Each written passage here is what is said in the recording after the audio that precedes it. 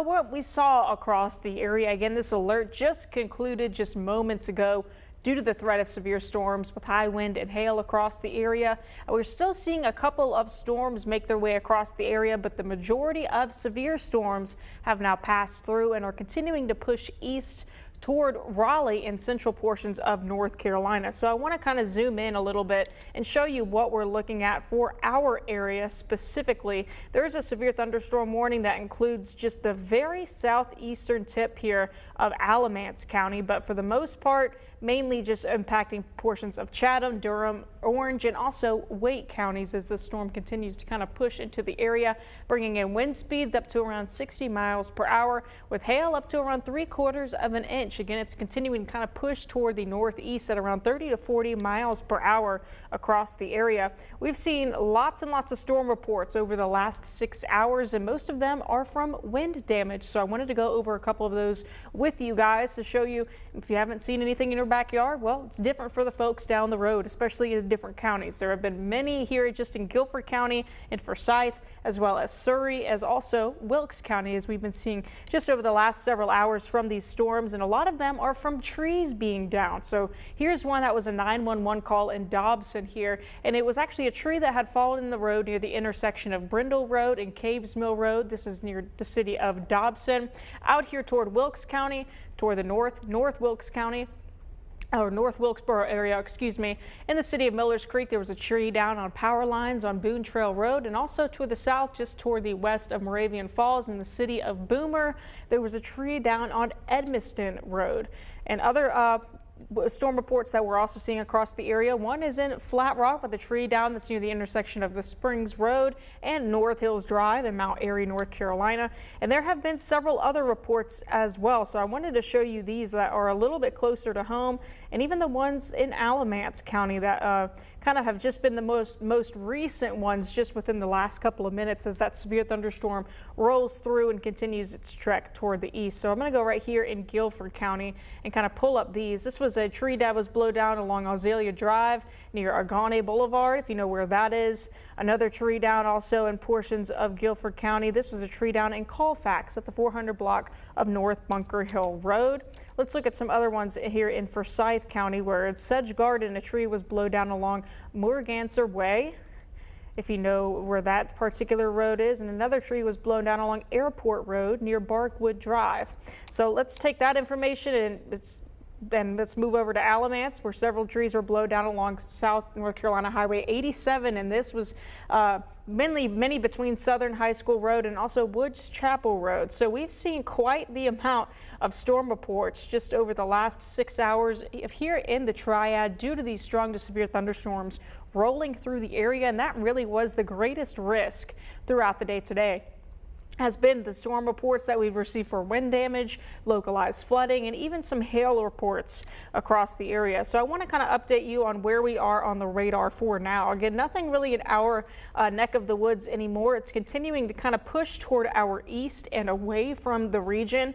Most of those severe thunderstorm warnings have now since kind of moved on into portions of Raleigh, as you can see as I kind of zoom in here. There is still a little bit of a thunderstorm just in southern Alamance County, but I do expect it to be out of there within the next 20 to 30 minutes or so as it continues to kind of push northeast very quickly across the area.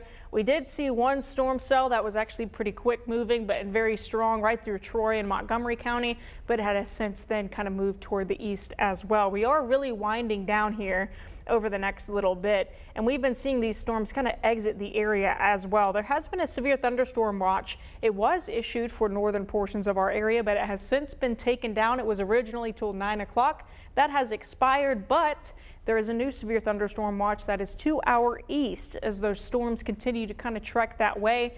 That is going to go on until around 11 o'clock tonight. Again, none of our counties are in that area. I'm just showing you the trek of this ongoing line of thunderstorms across the area and how mainly we are absolutely done. Maybe could see an isolated shower or two, but for the most part, severe threat has been diminished for our region. We were in a level 2 out of 5 today. That means scattered severe thunderstorms are possible, and that certainly did verify across the area. We even had one flash flood that was in Wilkes and Yadkin counties, where we had up to around 3 to 4 inches just from one severe thunderstorm, kind of dumping a lot in a very short amount of time. And that, paired with the isolated hail risk and the damaging winds, was enough for us to pull the trigger on this weather impact alert day.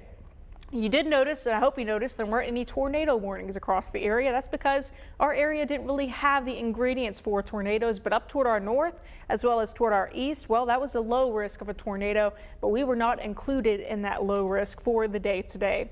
I look at the water vapor map. I did want to show you this. Again, this kind of stretches over the last 6 hours that we've been tracking the radar very, very closely. This is that cold front that's going to be bringing in the much cooler air, well, drier air, I should say. It's not going to be quite as cool, but you know what, a couple of degrees we'll take it for tomorrow afternoon.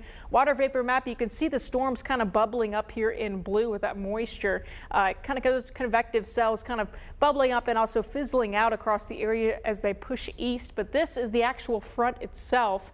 The dry air is noted here in the yellowish orange that you can see. This is the front approaching the area as it continues to kind of close in on western portions of North Carolina over the next couple of hours.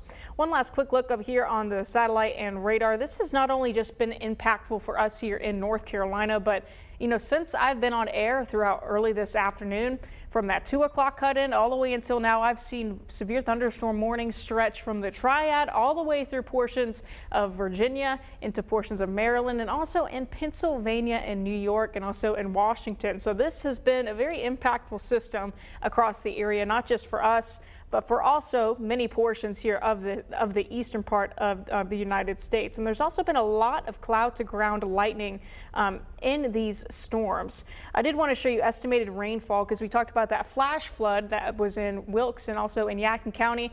This is the estimated rainfall from that storm earlier on this afternoon. This is radar estimating what we saw, up to around 2 to 5 inches, 2 to 4, excuse me, across the area. Mainly for us, yesterday we saw up to around 1 inch in Reedsville, up to around ½ an inch in Mount Airy, only a couple hundredths of an inch here in Greensboro. But today, much more than that here in Guilford County, up to around ½ an inch, while other places, Mount Airy saw over ½ an inch and almost ¼ inch in Wilkesboro. So high-res futurecast, this will kind of just show you the next couple of hours, maybe an isolated shower or two, but that severe threat has diminished for our area. We've seen plenty of storm reports across the region, and although Burlington's info doesn't want to load right now, just enjoy that sunset. I mean, it is beautiful as we kind of round out the day. Winston-Salem right now, we're in the middle 70s, and it just feels much nicer. Although these storms rode through, I'm sure they were noisy, and I'm sure they were inconvenient, hence why we had to issue our weather impact alert. But they did cool us down. We were right at around 90 degrees when other places, like right here in the mountains, started seeing storms by around 2 o'clock.